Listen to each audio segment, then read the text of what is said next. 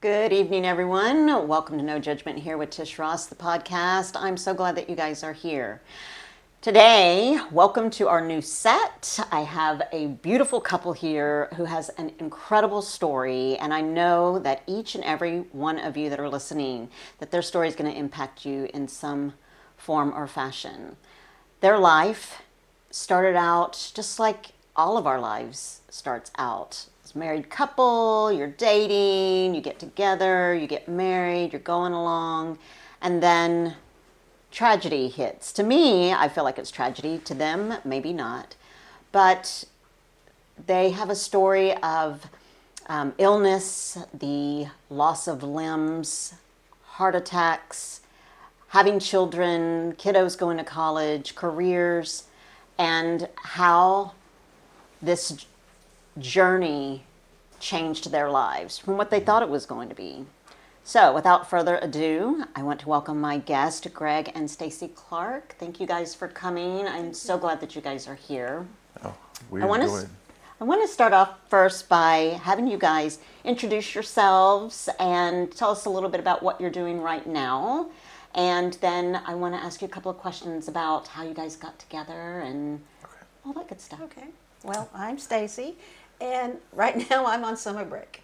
I'm a teacher, and so I'm really doing a lot of nothing. Very nice. But no, summertime is always my time to recharge.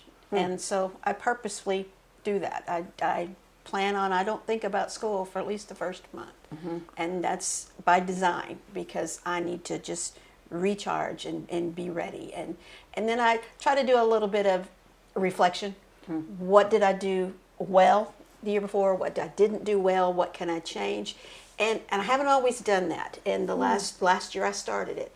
And it's made me a better person. It's made me a better teacher, because I can honestly look at myself and you say, you know what? That was not a good idea. It didn't work.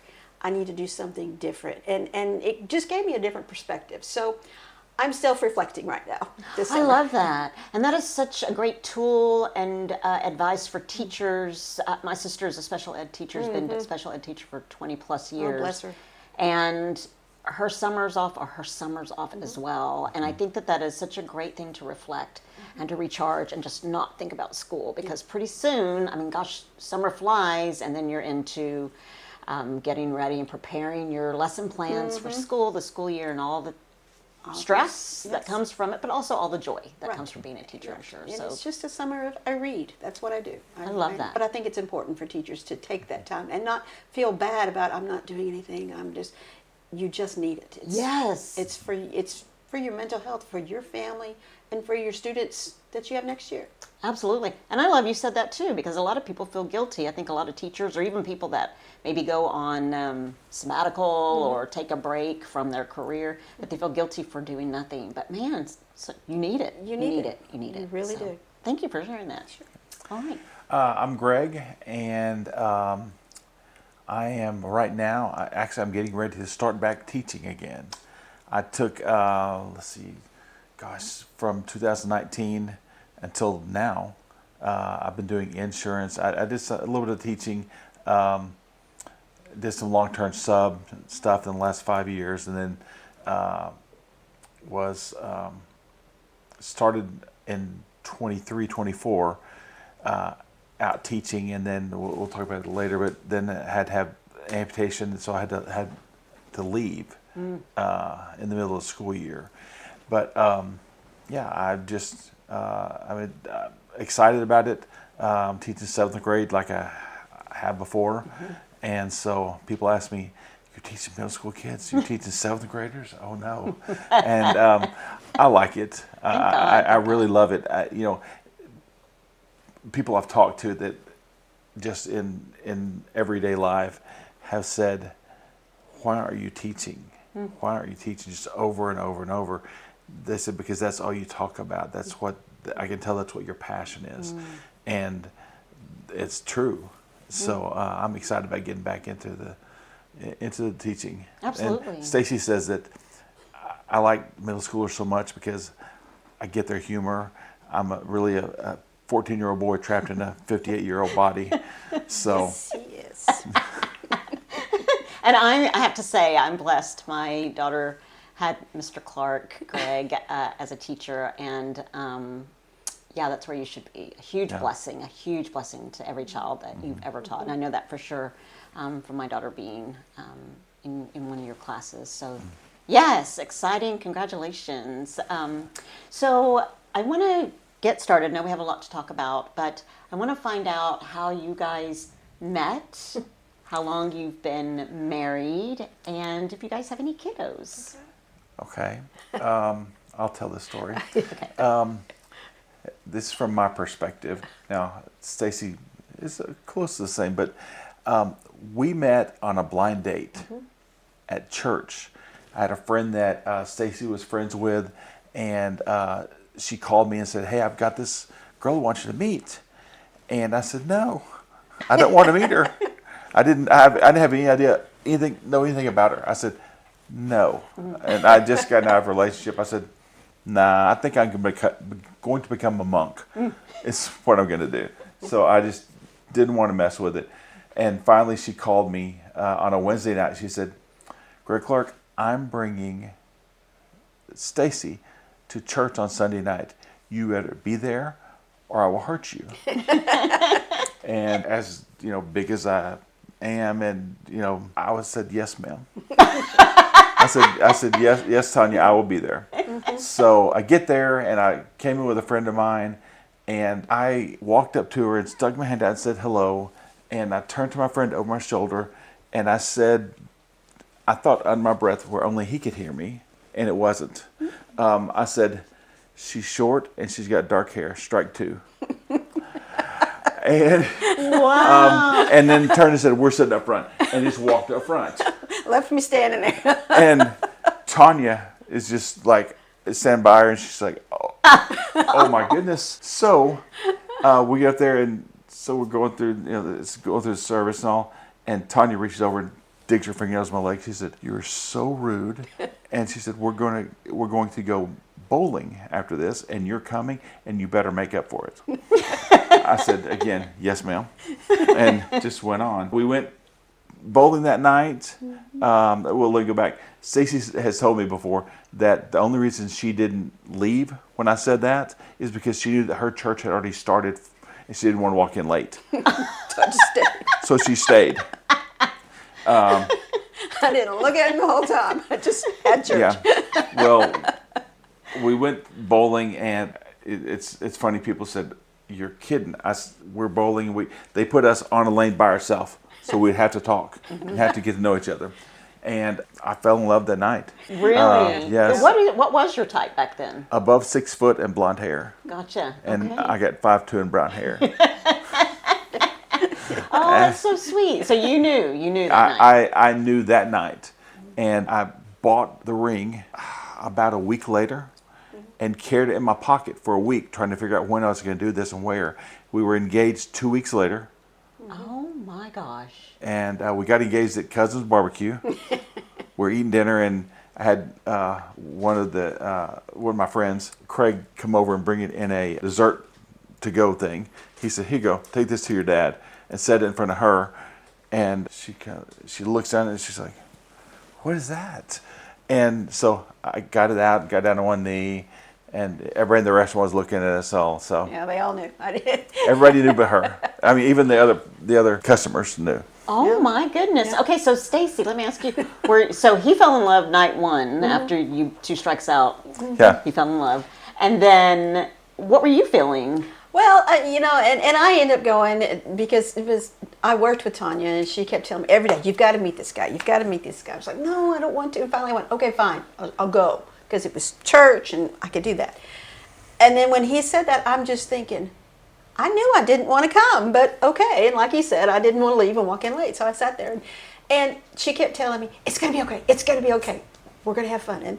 And we did. He redeemed himself. Mm-hmm. He was very nice, very friendly, made me laugh. Mm-hmm. And I think that's the thing that got me, is he's made me laugh every day since then. Mm-hmm. And it just, I don't know, it was just right. Mm-hmm. It just felt comfortable. And it's just the thing that I just knew. Wow. I just when I looked in his eyes, and I just knew. It was like coming home. Oh my gosh, that's and beautiful. we would say, people would say, 2 weeks and you're getting married. And it was, I know, but I just know. It was just something I know. And, then, and it helped when he went and had to talk to my parents, and he talked to my sweet little mother, and who put the fear of God in him.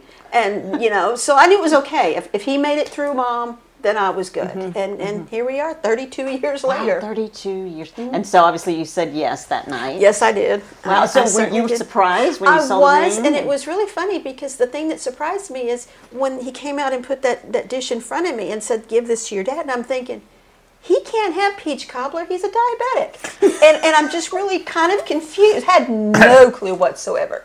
Wow. And then finally when I looked up and realized everybody's staring at me, I was like, oh my, okay. Wow. And then, yes, so. My goodness. It's just, That's beautiful. And I love that because a lot of people, including myself, you second guess, you think, the timing, is the timing right? Is the timing right? But because I thought that too after both Mike and I had just gotten out of marriages, and we met, and then next thing you know, we were dating, and then we got married, and people told and shared with Mike, I think it's too soon after you've lost your wife, and me as well, but it was all God, honestly. Oh, yeah. definitely. It was all God. I had prayed before I went. I said, look, God, I don't want to meet this girl. I don't want to know anything about her. If she's not the one, get rid of her. And I mean, just as blunt as that, I said, I don't want to get in another relationship long term or anything like that. I just want to be done with her if she's not the one. And obviously he showed me that night that she was the one. and it's just been that way ever since. I mean, no one knows me like he does. I know him. We finish each other's sentences. We will say something and he'll start laughing and going, I was thinking the exact same thing. And we've been that way. And it's definitely a God thing. Yes, for sure. Well, let's go back a little bit and let's talk about what kind of kiddos you guys were in high school, middle school. Were you involved in athletics? Were you involved in music? Tell me a little bit about your activity. I was a real shy kid. I didn't say a whole lot. And to a point, I guess I'm still that way. I don't talk a lot unless I'm very comfortable. And it takes me a little bit to warm up. But I was a really shy girl. And I was a daddy's girl. And so, you'd find me anywhere Dad wanted to go, that's where I was going. And he was a Navy reservist. And so when he would go on weekend, sometimes he'd take me. And that was just, I went everywhere Dad went. I grew up in Burleson till I was in 6th grade and then moved to Fort Worth. And that's where I spent the rest of my time in junior high and high school. And I was just always the kind of, I have a best friend who's still my best friend to this day. And I was kind of like her Robin to her Batman. Okay. I was the sidekick. And I was perfectly happy with that. And I guess I'm still that way. I'm comfortable in that position. I have my own thoughts, my own feelings, and I was that way as a kid. But I'm okay being the buddy. Gotcha. I don't have to be out in front. But I was a singer. I sang in high school in the choir, but I was very big in my church singing and sang in the church choir. And we had these times where we would do competitions, and we would sing in front of our church. You had a local, and then you had to sing in front of a group of churches in your area. And then you went to a bigger one where it included some of your state. And so I would go through those things. And that was my life. It was church and church camp. And anytime church was open, that's how I grew up. That was my foundation. But I've always enjoyed singing. Singing is, to me, it's where I know my soul is. It's where I feel God is in music. And it doesn't have to be music as in instruments. It can be like right now, watching the leaves blow and the wind. To me, that's music. And it's just something that drives my soul. And I've been that way since a kid, since I was young. And even as I went through college, again, the shy one that was the buddy. But I was just always into that, into music. And though I don't sing in a choir now, but it's interesting because I feel like I've passed that on to my children. Really? That they are all musically inclined and good singers. And that's something that I am proud of. Of course. Does she sing well, Greg? Oh, yes. Yes, maybe she'll sing us a little tune later. I don't know. If it comes to me, I'm not musically inclined. I play the radio, and I don't sing. I sing sometimes, but people would say, "Oh, Lord, please let me stop." So what kind of kiddo were you? I was very involved in sports and all growing up. I was involved in athletics, in track and football in high school, and I got a football scholarship to go to TCU for when I got out of high school, and went there, played football, got hurt while I was there, hurt my back, and had to have back surgery. Oh, wow. And I was thinking, okay, no big deal, I'll get better and I'll play again. And they told me that, they said, well, you could play again, but if you break the fusion that we did in your back, you'll be paralyzed. And I did just like this. I said, hold on. I think God's got other things for me. I just paused a second and said, nah, we got other things to do. So I just went on, graduated TCU, and then went out, started working, and very soon after that was when I met Stacy. So I just, athletics and sports has been a part of my life the whole time. After we were married and all, I was involved in coaching, and before that in camps and coaching and all. And then I started teaching. Actually, I started coaching. I wanted to coach, but they told me, they said, you've got to be a teacher also. Yes. I said, oh, okay. Well, then I'll do that then. So I started out teaching for 2 years, and with the intention of weaving my way in and getting a coaching position, which is exactly what I did. So did that and enjoyed that. I love that. And so then you guys, so you were very athletic and you musically inclined, and then you guys meet, you get married. You have children? Yes, ma'am. We had 5 children. We've got 4 still that are around, and then we had a little boy. Our first little boy, he passed away when he was 13 months old. He was allergic to a medicine that they gave him, and he had Stevens-Johnson syndrome, and he passed away from that. And So basically, it's a rash that just takes over on the outside of his body, and then on the inside, it's just an infection that eats away at you. Oh, my goodness. And so he lasted 10 days and in the hospital, and they debrided him like a burn victim because you had to get the infection off. But he was 13 months old, but he lasted. He got it. He was 10 days. He Gotcha. lasted 10 days in the hospital. so, yeah. Oh my goodness. And we sat down the week of his funeral, actually the week of his going home service. That's what we called that, because it was. And we sat. I remember sitting on the side of the bed. We said, "Okay, we can do one of two things. We can sit here and close up, and no one would blame us. No one is going to think anything bad about us because we just lost our baby, or we can go on. We were planning on having more kids anyway, and we can have more kids and just go on from there." Which I say that, but I was lying because I had everything I wanted. I had a little boy who was, I always say, he was left-handed, so he was my left-handed quarterback. So that was no problem. We had, take him to some TCU games and stuff like that, and that was all I needed. Sure. I didn't need any more kids. And when he passed away, I was like, okay, well, I guess we're going to have more kids. So when Stacy got pregnant a couple months after that, and we found out it was twins.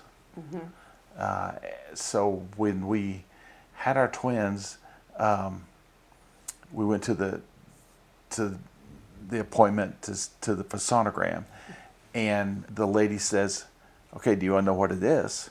We'd already decided yes, we did, and so she's moving around, and I was paying very close attention to the screen, and I thought, how did that head pop up twice so quick? I mean, I was just thinking, I was like, okay. And I was sitting on this little bitty stool beside the bed, beside the thing she was, doing. She goes, okay, it's twofers. You got twins. And Stacy, I don't remember what Stacy was doing, because I was sitting on this stool and I started falling off of it. I was just like, oh my gosh. And she reached out and grabs me, and I kind of came to. I was like, okay, all right, And we went on, and we were going to the car. I still remember this like it was yesterday. And we're sitting in the car, and Stacy she's crying. I said, what's wrong? She said, this is my fault. It's all my fault. And I said, well, I'm kind of a smart aleck. I said, well, I had something to do with it. That's right. It's not your fault. She says, no. She said, when we lost Reese, and this was in the same year, we lost him in March the 12th, and so we were pregnant, and the twins actually were born 2 months early. They were born in December of the same year. But she says, it's my fault because I prayed that God would give me twins so that I'd be so busy I wouldn't think about Reese so much. And I thought, wow, okay. So share a little bit about that. Well, and that's I still remember the day I prayed it. It was a bad day. And you talk about being prostrate, and I was. I was laid out, and I was crying. And I had been crying, and I was tired. You get to the point where you can't cry anymore. You have no tears left, nothing. And I was there. And I just remember yelling at God. And literally yelling at him, screaming, and saying, I can't do the pain anymore. I can't do this. I'm not going to end my marriage, because that was never a thought in our minds to end our marriage. We were going to go through this together. And I remember thinking, okay, we want to have more children, so God, give me twins. Because the only way I'm going to be able to get through this is if I have so much going on, if there's so much that I have to do that I don't have time to feel the pain, that I can give my love to something else, even though it's still there and it still hurts. But that's what I need. And that's what happened. An interesting thing is I prayed for a boy and a girl twin, and I got 2 girl twins. And what's interesting is I knew when they were born that was God telling me, I heard your prayer, and I'm going to give you what you asked for, but I'm going to give it to you my way. I'm not going to give you a son. I'm going to give you girls, because I don't want you to forget Reese. I want you to remember that, but I want you to lean into me, not lean into the children. And it's been that way ever since. Wow. They were my answer to prayer. I mean, I could even imagine going and having the sonogram after you've prayed that prayer, and then finding out that it's twins. I would be just, wow, God. It was the most, he said he didn't know what I was doing. I remember sitting there and just being so blown away, because, I was raised in a Christian home. My mother was, and my father too, were very faithful people. My mother was a prayer warrior, that if she couldn't find her keys, she immediately started praying. And I knew prayer. So it wasn't foreign to me. Or if the car didn't start. Yeah, if the car didn't start, we started praying, because it was going to. My sister and I used to say that my mother had the bat phone to God, and because you needed something, you called Tam. She'd pray. So I knew prayer. I knew it worked, but I had never had it that in my face, that bam right there. And at that moment, I remember just sitting there being so blown away that God heard me. Because I remember when I was going through that time, and I was yelling, and I felt horrible, because I'm screaming at God. I'm being so hateful. And I didn't think he'd ever forgive me for the things that I said because they weren't nice. Of course. Yeah. But at that moment, I felt so loved. And so because he heard me. Yes. Yes. And I didn't know what was going to happen after that. I didn't know, but it was going to be okay because God heard that prayer, and there was no doubt that's what it was because I knew I had been so specific. Yes. Wow. I mean, that is mind blowing.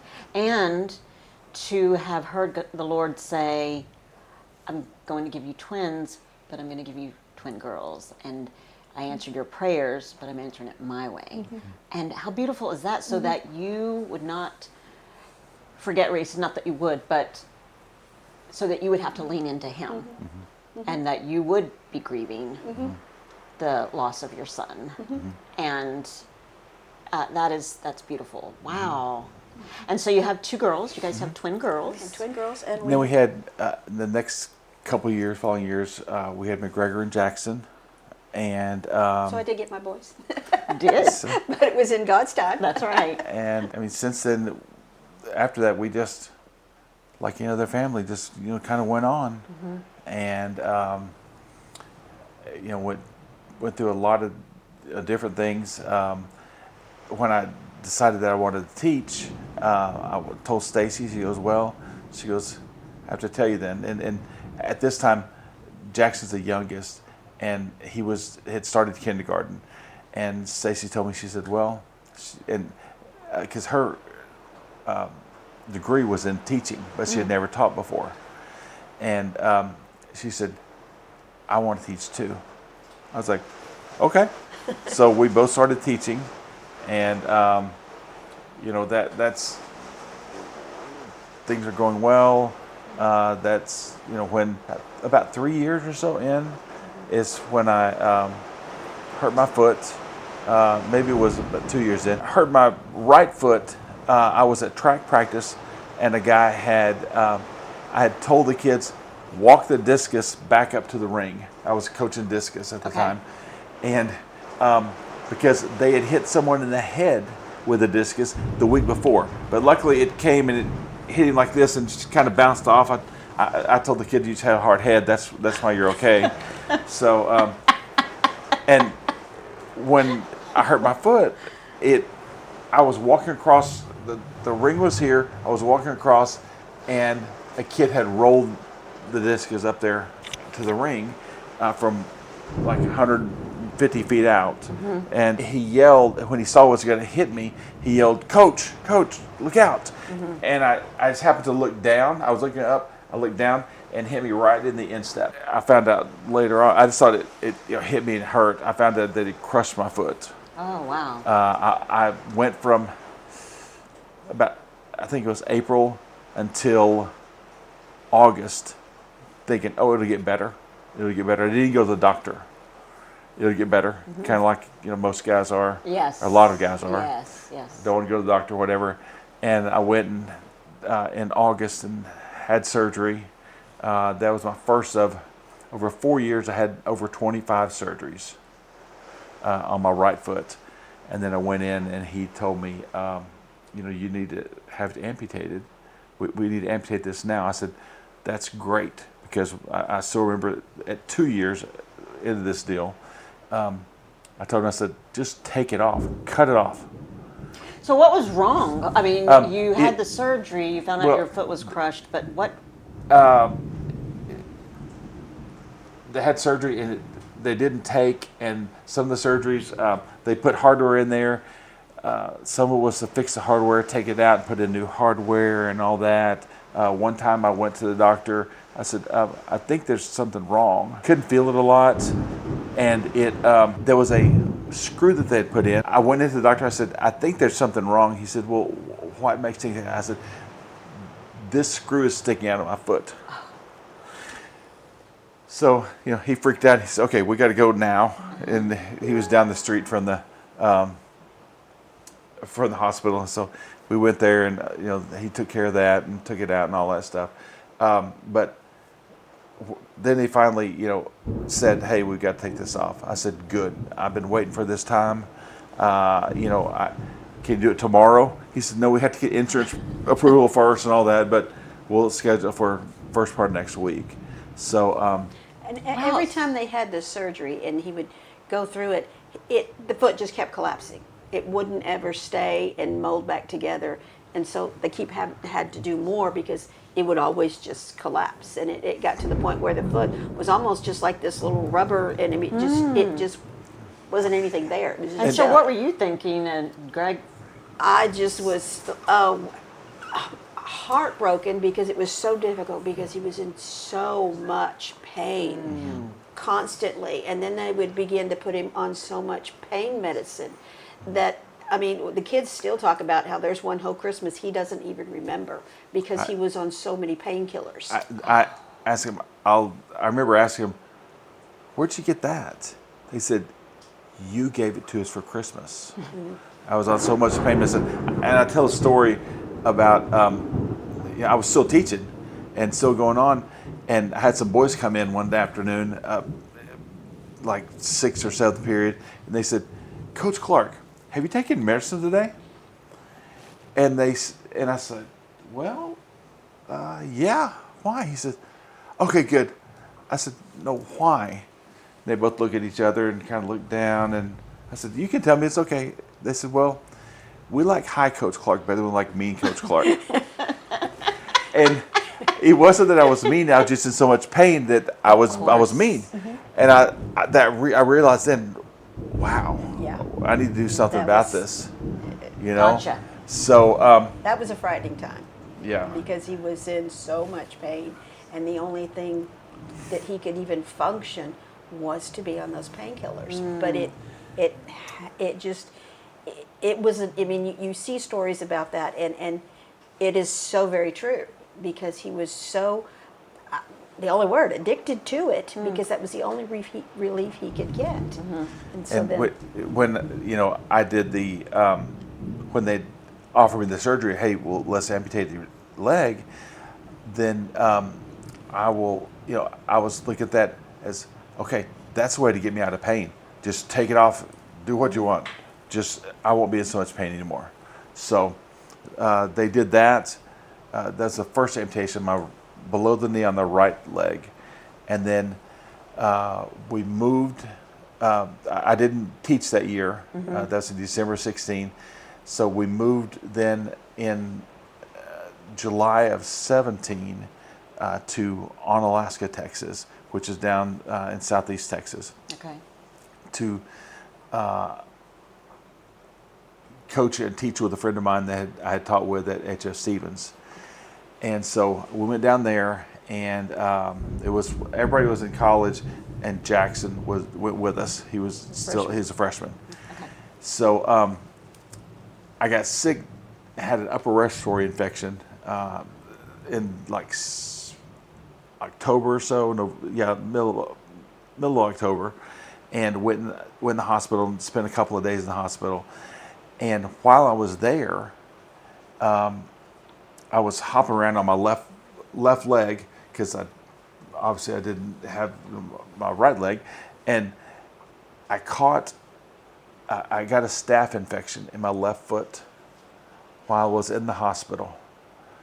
And then fast forward, it was only 3 weeks. I told him, I said, I don't feel good. I don't feel right. And 3 weeks later, they carried me out of a basketball game, rushed me to the hospital. Stacy and Jackson did. We were in the middle of nowhere in this little town playing the basketball game, and so Stacy, they took me in my truck.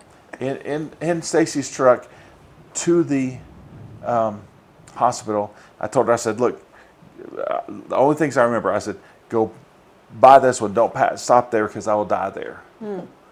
And because I was septic that day, I had passed out in school while I was teaching, and these kids were later. They said, "We thought you had fallen asleep," and I just was sitting there when I was talking and just passed out. I was so septic, and so the last thing I remember is telling her that, and then her pulling out on the Highway 59, and putting her truck sideways in the road and, taking off.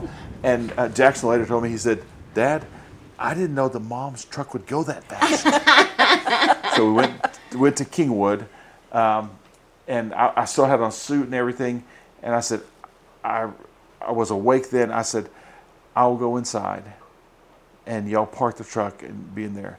And I remember walking in, and I must have looked horrible because these people I said, "I think I need to see a doctor." And two nurses took off, went out and around to come around and get me.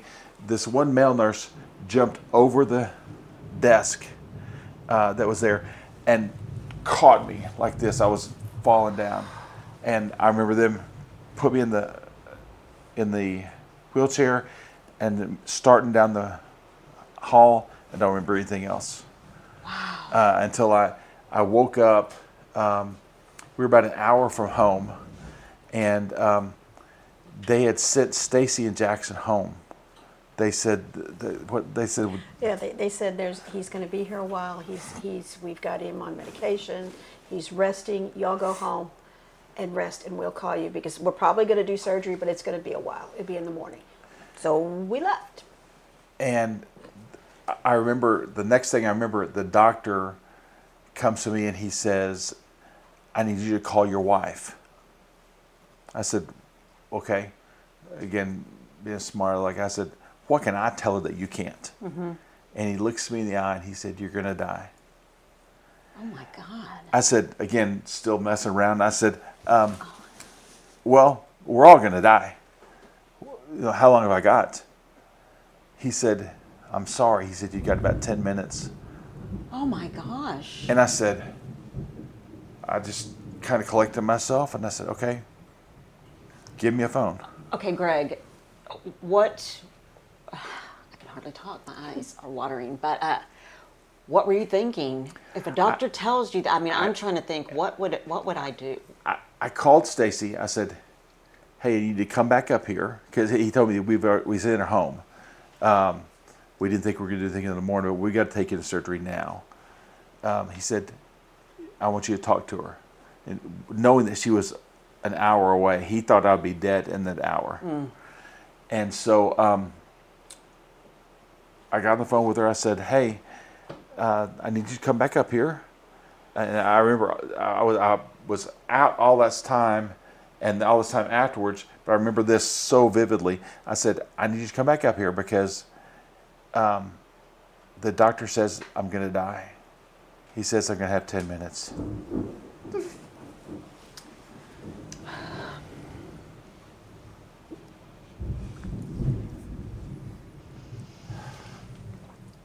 I told Stacy, I said, "I want you to come up here because I don't want to die by myself." Mm-hmm. And that's all I remember the conversation with her. I don't remember where we got the phone, or I don't know how and I handed the phone back to him. And the Lord told me, I just knew I'm not going to die. Mm. And I looked at him and he said, "I'm sorry." I said, "No." I said, "You take me into surgery. This was below the knee." I said, "You take the leg off, whatever you got to do. Do the doctor stuff that you do." Mm-hmm. But I want you to know I'm not going to die. He says, "You are. I'm sorry, you are." I said, "You hide and watch." I said, "You don't know my God." Mm. And he looked at me. This was a Muslim man. Mm. He looked at me. He's okay. He said, "We'll take you in and do what we have to do, but I'm sorry." And we went into surgery. I don't remember any of that stuff. I remember waking up in intensive care, and we don't have time to talk about that. But I'll say one thing. I woke up and I was like, "Okay, I'm leaving."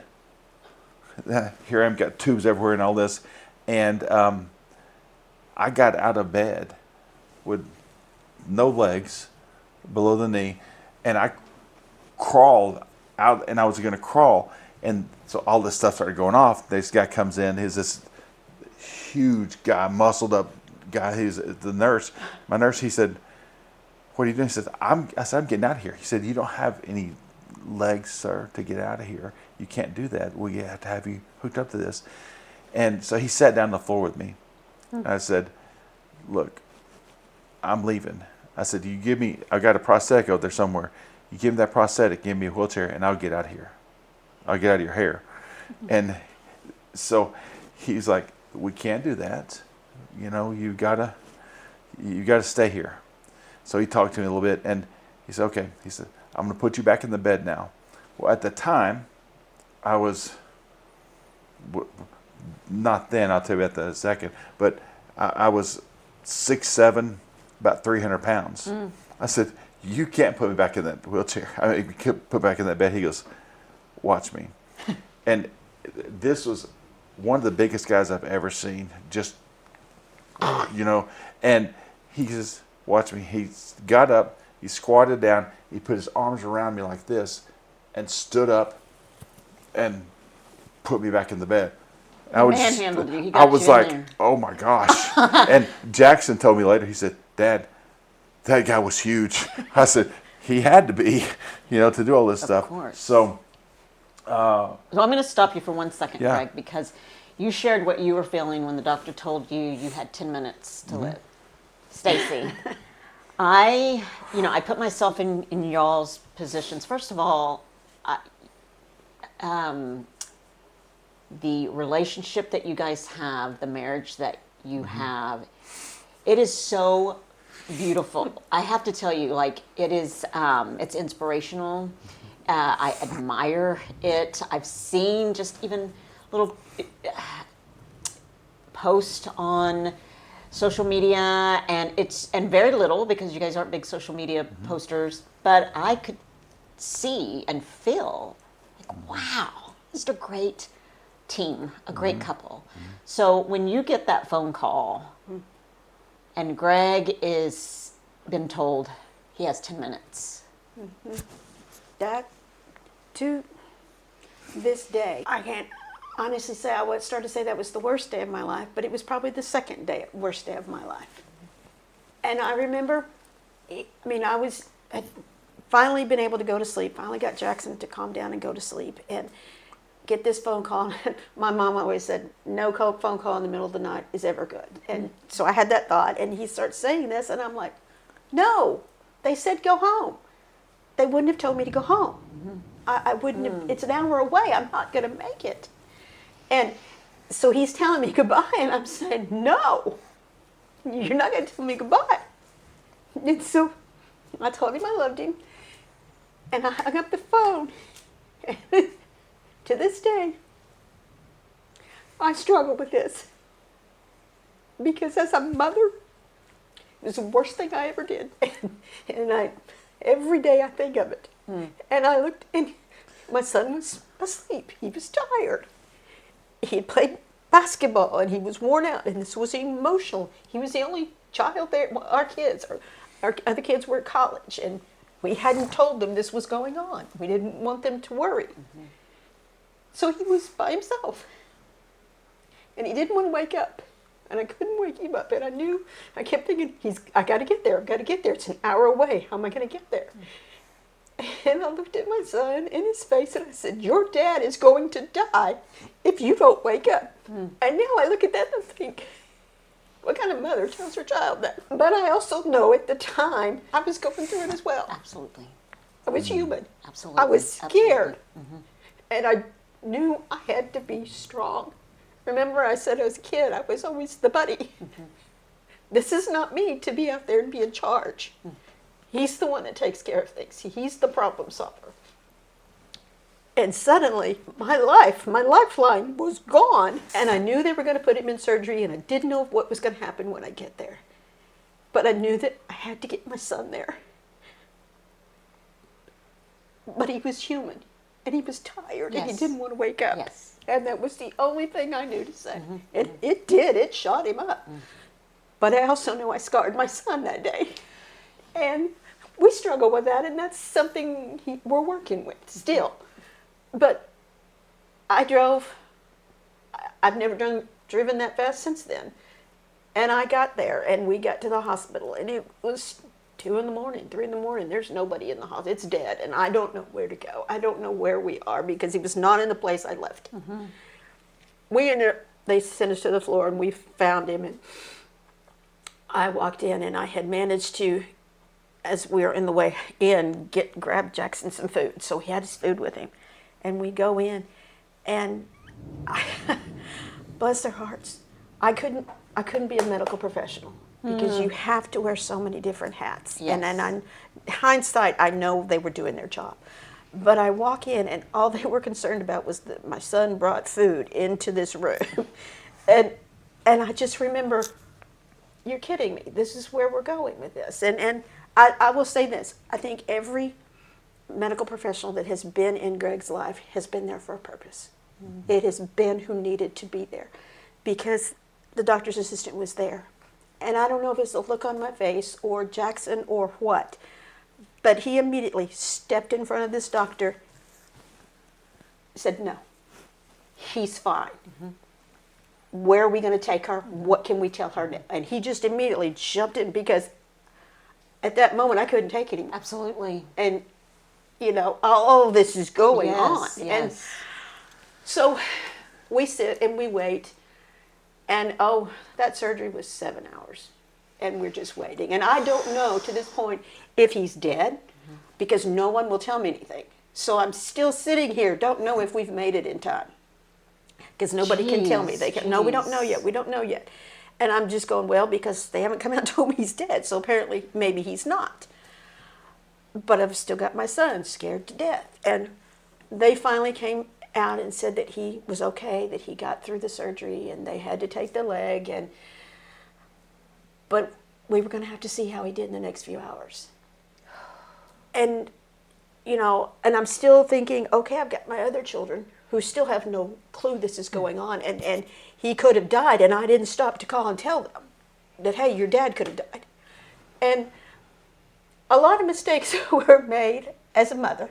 I struggle with that every day because mothers are supposed to protect their children. That's what we do. And I didn't want to worry my girls and McGregor when they're at school. They've got enough going on. They've got finals and things that are happening on. And yes, this was something that was traumatic, and their father was very well losing his life. But I didn't know anything. Right. I didn't know what to tell them. I didn't have any answers. And I couldn't get them there. And so in my mind, let them have that peace that they're in and going through that. And then if the worst happens, then I would figure out how to handle it. Right. But at that time when I couldn't get them there, and they're 8 hours away. Right. With no way to get there. To me, in my mind, that was worse. And I think that that would be the decision I would make. I mean, you can't get your children, they're 8 hours away. And they're, you know, we as Christian loving parents, mothers, we too wear a lot of hats, and we make the best decisions in the moment for our children. And it's amazing how we truly do. We truly think of our children, and we truly make the best decisions that we can at the moment. Are they always right? No, they're not always right. But as loving, we would never make decisions to intentionally hurt our children. We protect them. And I've made tons of those decisions, and I've made tons of decisions of get up or your father's going to die. I've made those said words, but I think that our children know who we are as mom and dad, and they know that we would never intentionally say anything to hurt them because we love them. What kind of people would we be if we did? And we're not perfect, and neither are they. And that's where God's grace, mercy, and forgiveness comes, right? And healing comes from those words that we say to our children that we didn't mean to, but we did. And but God is good, and He's a forgiving, loving God, merciful. He is, and He has tempered me. Yes, that might not have been what you would have wanted to say, but you're human. You were scared, you were hurting, And there was no right or wrong way to do that. It just was. But the whole time, as fearful and as upset as I was, I still had this overwhelming calm. It's kind of like being in the eye of the storm. You know it's all going on, and you can see it going on, and that's scaring you enough because you can see it. But in the middle of it, you're just moving, you're just going, and no matter what has ever happened in our lives, and we sat down one thing, and you talk about the tragedies a person can have in their life. We've had just about every one of them, but God's always been there. I've not made the right choices. I've not done things that I should have. Might have been over here, and God's road's here, and I'm over here. Right. But He's never been out of my sight. I always knew He was, and it was always, and I'm still this way. I always know that I might not be right on His path where He wants me to be. I might not be always obedient like I should be. But I know He's still there. No matter what I do, He's always going to be there. And I've learned that. From the day I laid face first screaming at God, I learned there's not ever anything I can do that's going to make Him walk away. That's right. Now, that's what's so beautiful. That's what's so about good his about it. love. Now, He may look at me, and I can understand it as a parent when I'm making these choices, and He's going, if you just come over here and let me help you, if you just do it. I know I frustrate Him, but He never goes away. That's right. I may not talk to Him sometimes as much as I should, but when I come back, it's like He's been there. I just Yes. crawl up in that big chair and sit in His lap. And even in this horrible time, I still knew that. I still had that just a coat that just... Isn't that amazing? It's an amazing feeling to be in the eye of the storm and still feeling all the chaos and the emotions of, oh my gosh, am I going to get there? And I said something to my son, but is my husband going to make it? Is he going to die 7-8 hours of surgery? Is he alive? Is he going to make it? But still, in the midst of all of that, there is that sense of calmness, whether people see it or not. You can feel it, and you know God's with you, and you know you're not alone. You know you're not alone. And He is our big Father who, yes, looks at all of us and thinks, oh, I'm sure He looks at me and thinks, man, fish, what are you doing? And sometimes I'm like, I know, but I'm just gonna, and He's okay. But He's there when we come back, and He's always never there. left us. Always never there. And wow, Stacy, I that is a lot. That is a lot, and but sharing that you knew and and you felt that God was with you the whole time gives others hope, knowing that in the midst of our troubles, and He said, in this world you will have troubles, and He told us He wasn't lying, and but to take heart that He's overcome the world, and He has. And so, Greg, I'll get back to you. And you said that this big man picks you up and put me in the bed. And this was a Friday night, Saturday morning that this has happened. And so I don't remember a lot about Saturday and Sunday. And Monday, the doctor came in the room and he said, hey, and he was kind of real hesitant to say anything. But then he says, the way I had to do the surgery and the way it all happened, I have to tell you that you'll never be able to walk again. And I just didn't miss a beat. I remember I said, okay. I said, you told me the other night that I was going to die. And I told you, you don't know my God. So I'm going to tell you again, you don't know my God. I said, I'm not trying to be disrespectful to you, but my God's bigger than that. And he's like, okay. Just went on. So just went on through the hospital, through the next few days. And on Thursday, I got out. Well, I told him I'm leaving. He escaped. Yeah. And the doctor told me later on when I went to see him, he said, I went in Friday and went in your room and you weren't there. I said, where's Mr. Clark? And he told me this. He said, the nurse said, oh, excuse me, it's Coach Clark. And he said he had students to teach and a team to coach, and he was leaving. And I wheeled myself out of there. Went there, and I remember Went straight to basketball practice. their basketball practice, and I went in there and wheeled myself in, and the JV and the varsity was there, and the kids went crazy, and they came and they tackled me in my wheelchair, and I fell over and fell out and all this stuff, and then they helped me up, and that's just the way it was. They thought he had died. Yeah. The way we left the basketball game is they thought he died. Yeah, I remember two of my boys carried me out, like picked me up and carried me out, and they didn't know if I was going to live or die. And so, fast forward then a few months, and I had my final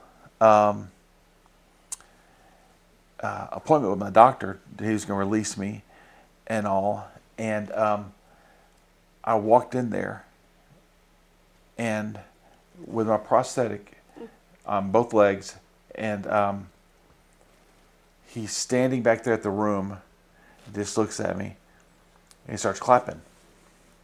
I thought, that's kind of odd. He's kind of being smart aleck. He said, I want you to know that, he said, I told everybody about you. All our, 17 partners in the practice, I told them about you.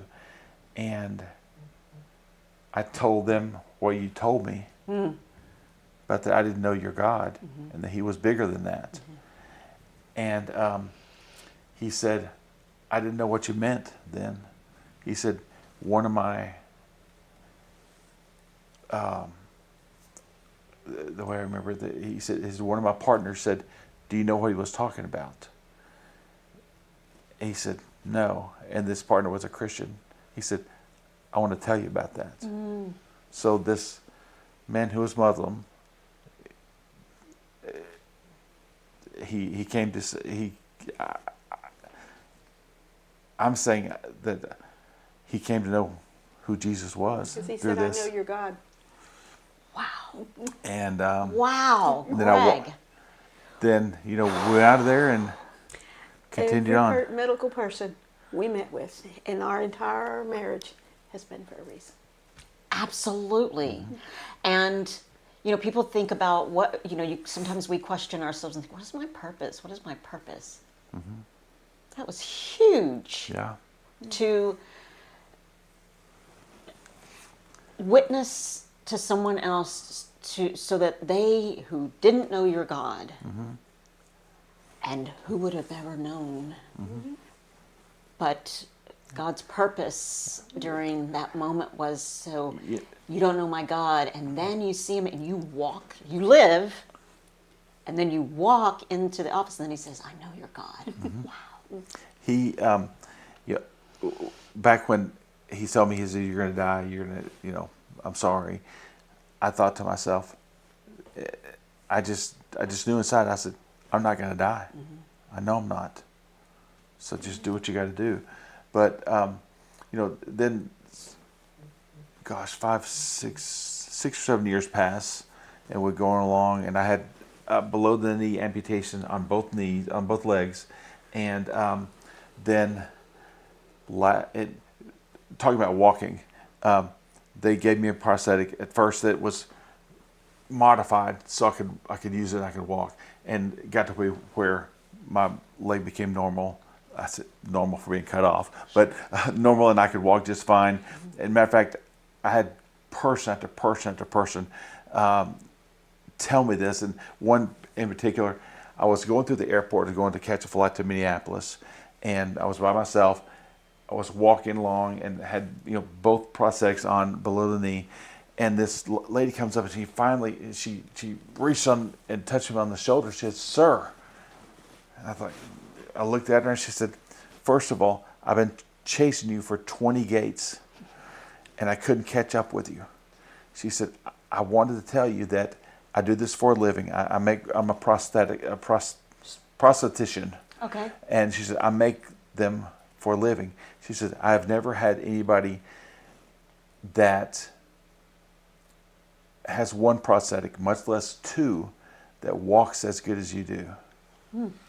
And the funny thing about it is, I'm there with 2 prosthetics.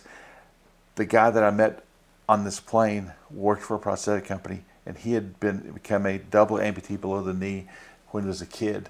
So we're both sitting there talking, back and forth, and people are walking by looking at us like, Do I want to be on this flight? yeah, really.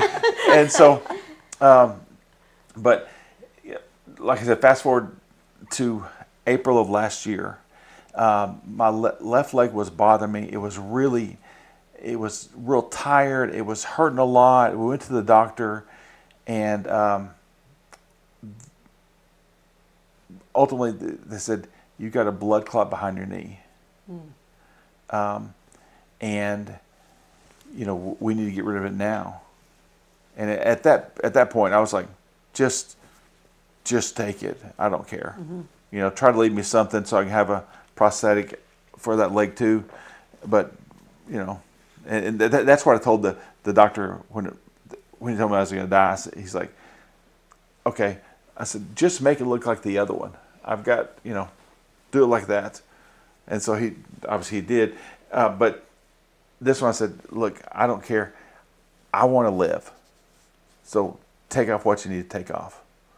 And they did. And they said that the blood clot had caused, they had to do it where they did it because everything was dead.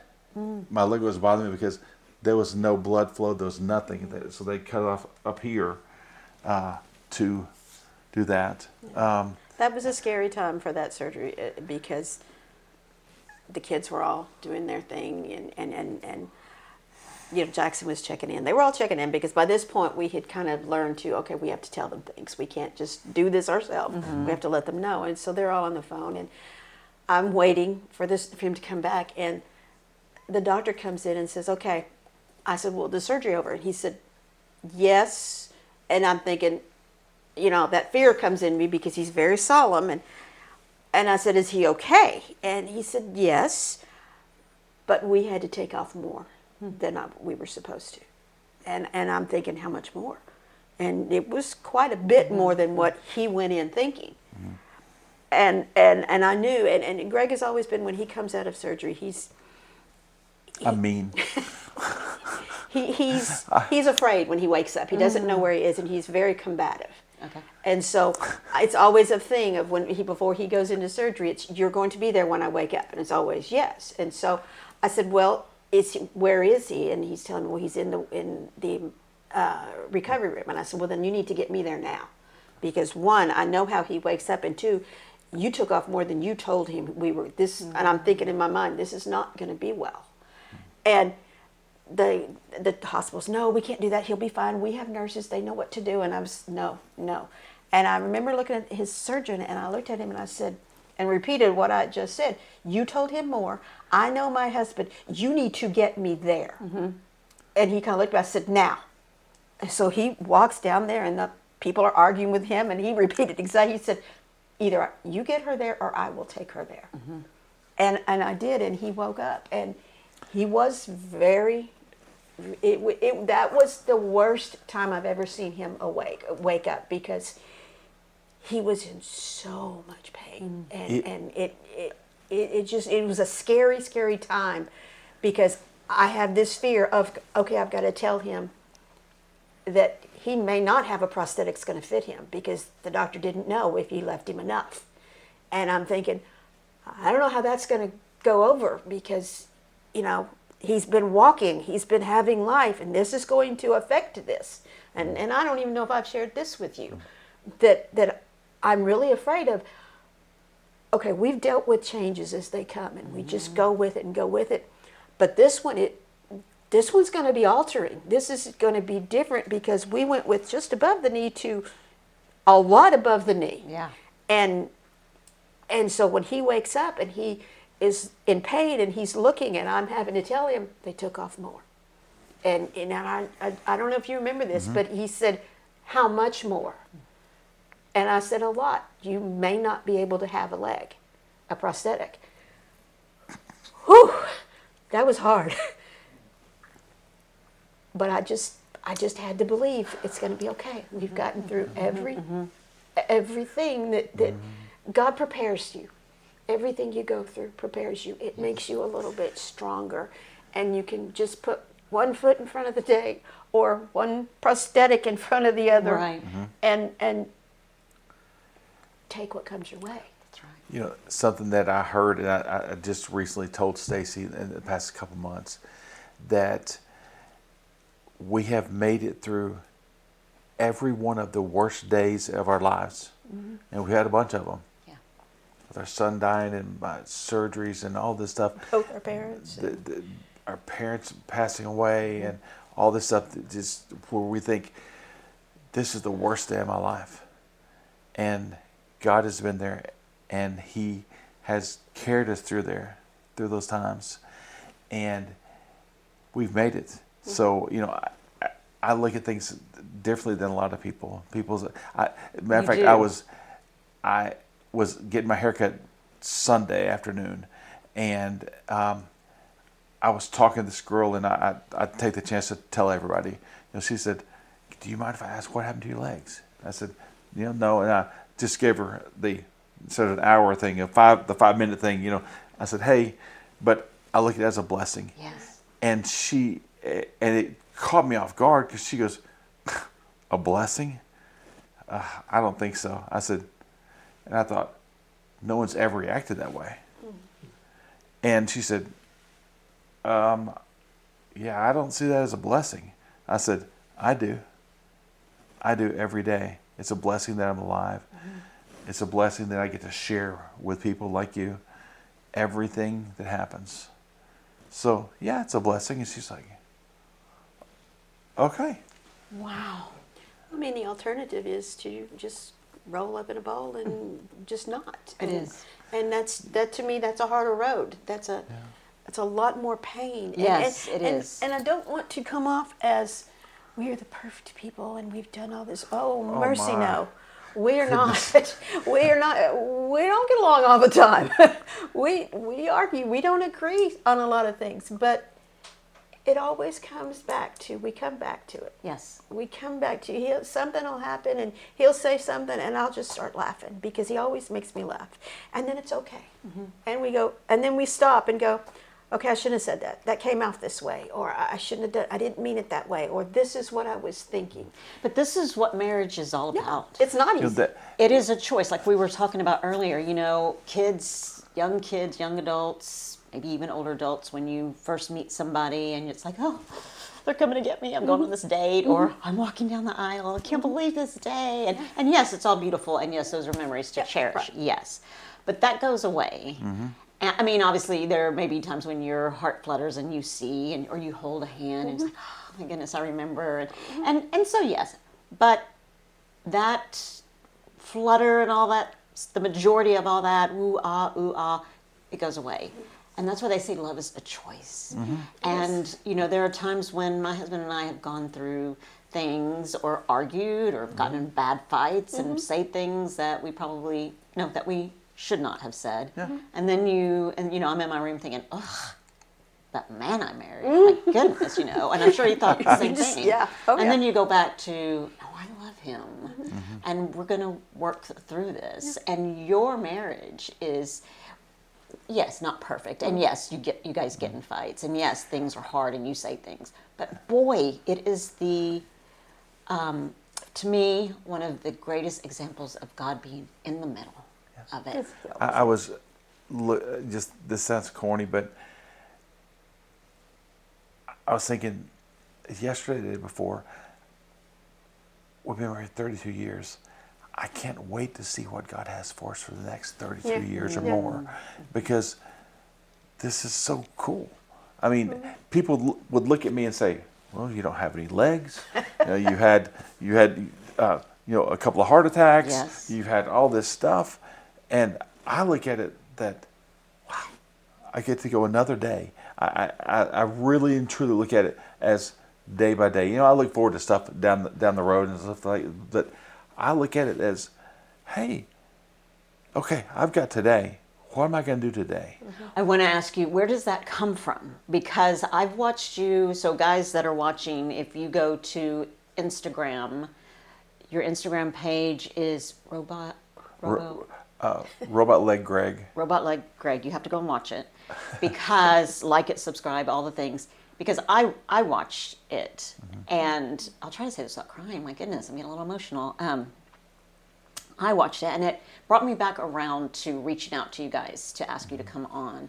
Again, the post that you guys share is beautiful. You guys helped my family out when we couldn't afford to get a brand new bed for our daughter. You guys gave us a bed, and just such good people. And then, Greg, I see you on your Instagram page working out, going for it, not wasting your life away when people would, even with 2 legs. There are times when I catch myself, and I've even told my husband, even healthy today, but there are times when I feel like sometimes I'm just go home and I just lay down and don't do anything. And then I watch your Instagram, and I'm like, where does that come from? I have to say this, not on purpose, but they say that everything is, you see only the good stuff on social media, True. And so I'm just like everybody else and have just as many, probably more bad days than good days, but it's just I think back to high school, and think back to I really do think this about my coaches and what an influence they were on my life. And my mom and dad were such a big influence on my life.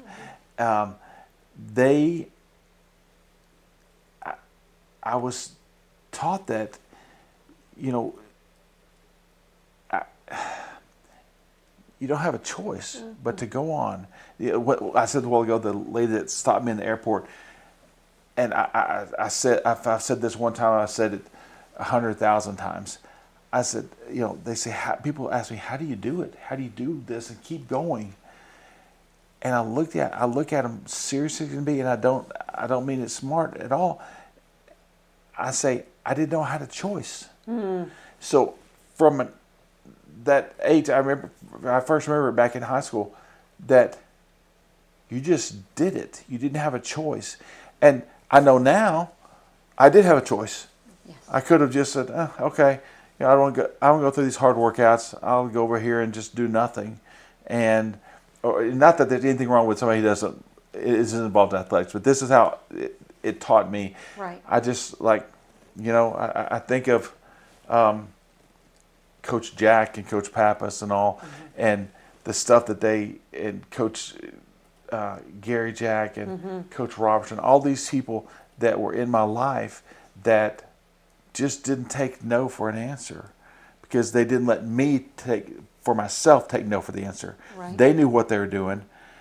They weren't. When I want to give up, and still that is that way today. I want to give up, and I hear Coach Jack say some colorful words to me, and when I was at TCU, Coach Wacker, and telling me I grew up in a tough love type environment. Sure. with my parents and with my coaches and all. You just go do it. You don't have a chance. You don't have the opportunity to give up, and you don't let yourself give up. And I've thought about this a lot, and speaking to people, and putting together things that when if I do get the opportunity to go and share my story, and I have several times, and I have the opportunity to share my story almost daily with people. Yes. But when life knocks you down, you just get up. There's not a chance you don't, okay, you may lay there a second and say, okay, all right, I got to get up. I went out, I was telling you when I came in here that I'm just getting used to using my crutches and all. And I was using some arm crutches a few months ago, and some arm crutches, some forearm crutches. And I was taking my daughter to the airport at 4 o'clock in the morning, and I was walking out. I thought, okay, I'm gonna try these out. 4 o'clock is not in the morning. Is not the time to try them out.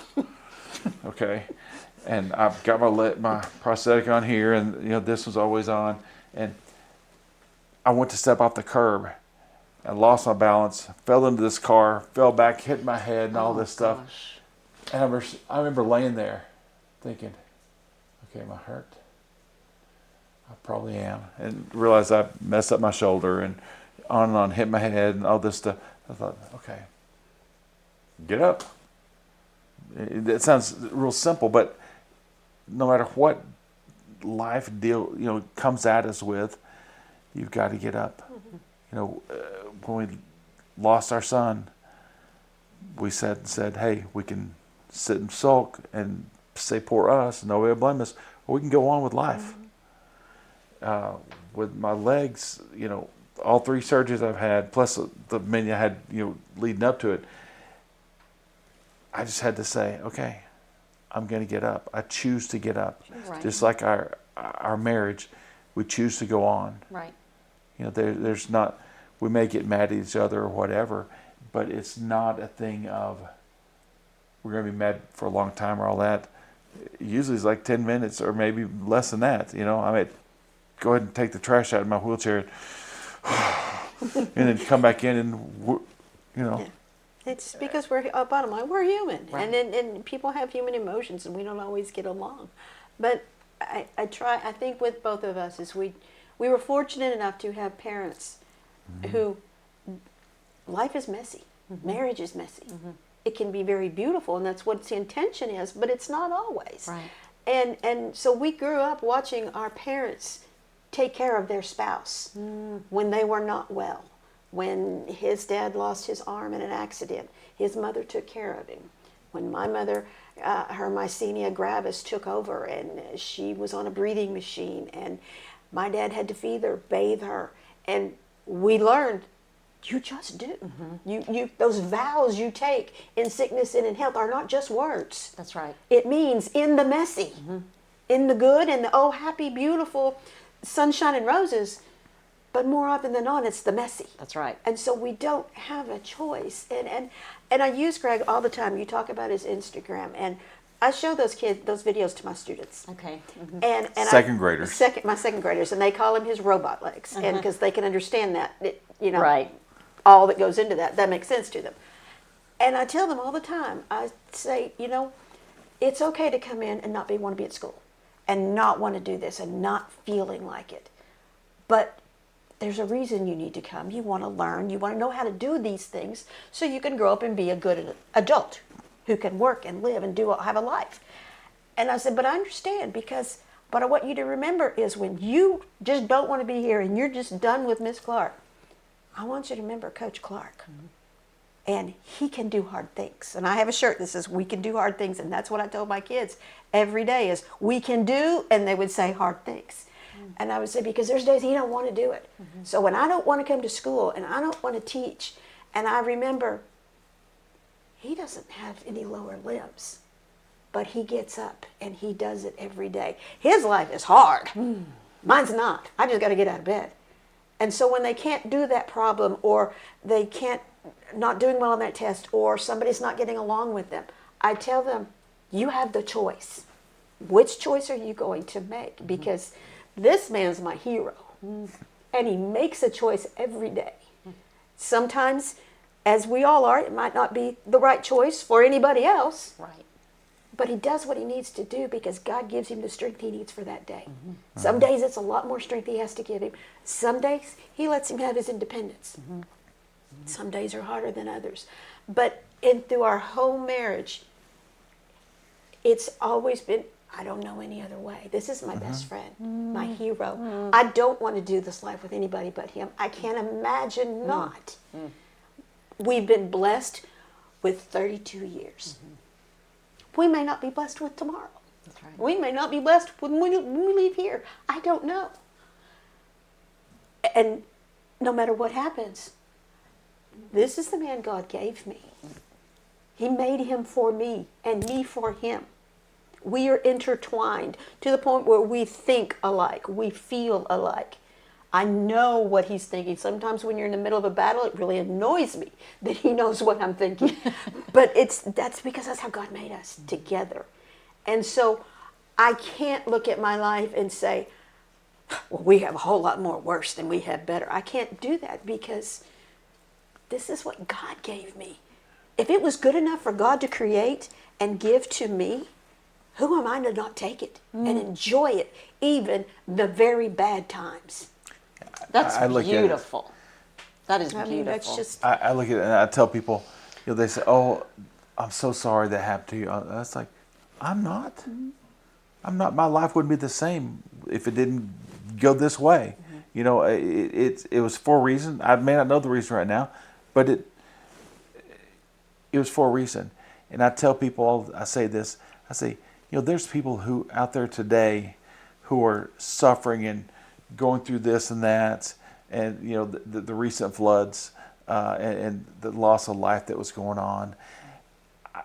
I would say I for several days I cried and cried and cried every time I saw them, because, and I cried for a different reason. That the loss of life and those girls and those boys and the men and women that died, but I cried for the parents that are having to bury their child now, or not knowing where their child is and knowing that their child has passed away, and I know that feeling, as you all do, and that's tough. I've said it before. I would not, if I could stop it, I would not ever want a parent to have to bury their child. Right. And God is good. all the time. He takes care of us. He does. When we think we're down in the worst day of our life, He's still there. He is. All right. Well, before we go, I have a question to ask both of you. First of all, I have to thank you both for taking the time out of your evening to come and share your story. And I knew it was going to be beautiful. I knew it. I knew it. And you are both so inspiring to me, really inspiring to me. So thank you both for coming and sharing. You're welcome. So my final question to both of you is, after all that you've been through, Greg and Stacy, from your childhood, your best days, the hard stuff, to today, after everything that you have been through, who would you say Greg Clark is today? And who would you say Stacy Clark is today? Who are you today? Who are you today? Wow. A mess. Stacy! So a little levity there. No. It's true. No. I think I'm a piece of coal that sometimes is shiny, sometimes it's rough. But it's just the way God made me. Yes. And I'm still growing, and I'm not finished yet. And I probably won't ever be finished until I walk into the pearly gates. That's And right. then I'll be finished. But until then, I'm going to be the messy lump of coal. And some days I'm going to shine, and it's going to look like the most beautiful, brilliant diamond out there. And some days it's going to look like a piece of mud.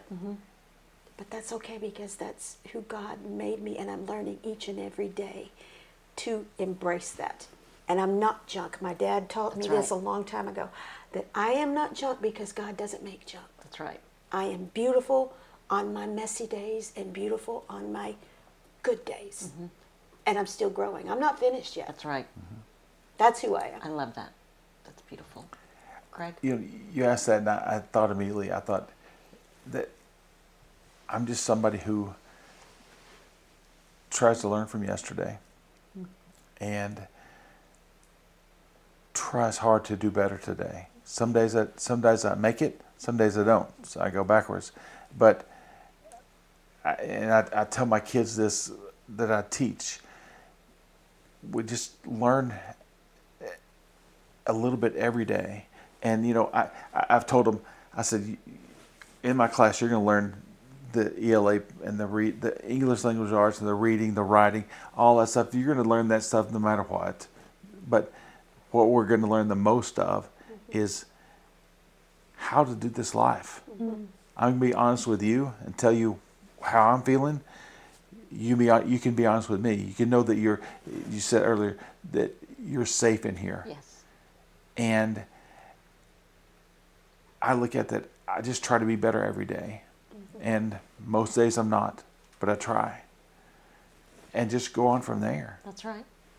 Well, I'll tell you, the world and the education school system is a better place with Coach Clark and Mrs. Clark in it. That is for sure. I know that firsthand from my daughter being in your class. I know that firsthand for you being a very giving, loving woman.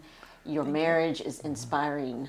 You guys are both just amazing people, and that's who you are. You're beautiful, inspirational people who make me want to be a better person, a better mother, a better wife. And I thank you both so much for coming on and sharing your story. Wow. Thank you for having us. The opportunity, yes. Absolutely.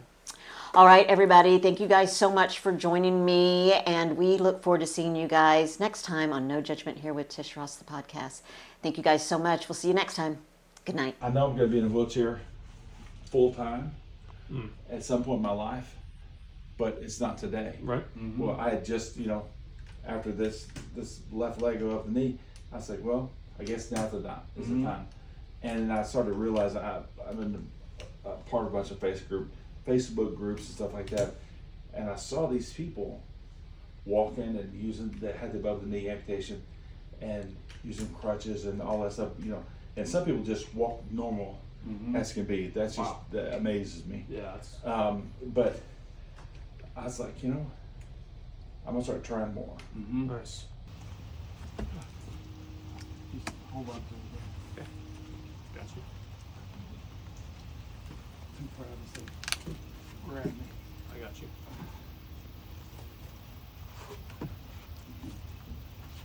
I'm going to get behind you here right away. If you go, I go with you. Just be ready up front. I got you.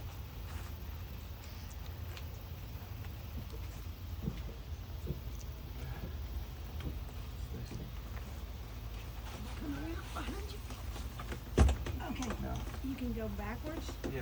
and I'll move fine. right. Go to the left a little bit. I know. Okay, Oh. gotcha. Okay. For Father's Day, because we refused to eat one. And of course, people are not going to do that.